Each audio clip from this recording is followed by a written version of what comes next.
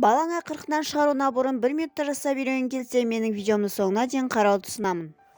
Су құюға арналған шыны ыдыс, ағаш ожау, қайшы, бритва, ою, түрлі түсті лента, моншақтар, ыстық клей және шкатулка қажет болады. Бірінші шыны ыдысымызға оюымызды ыстық клеймен әдемілеп жапсырып шығамыз. Ыстық клей өте ыстық, сондықтан қолымызды күйдіріп алмас үшін абайлап жасайтын боламыз. Ожауымыздың бас жағына үкіні жабыстырамыз. Лентамызды ыстық клейге бас жағына бекітіп алып, жабыстырып шығамыз. Аяғына дейін орап, ожаудың ұстайтынына орап шығамыз. Бритваны да және қайшыны дәл осылай орап шығатын боламыз.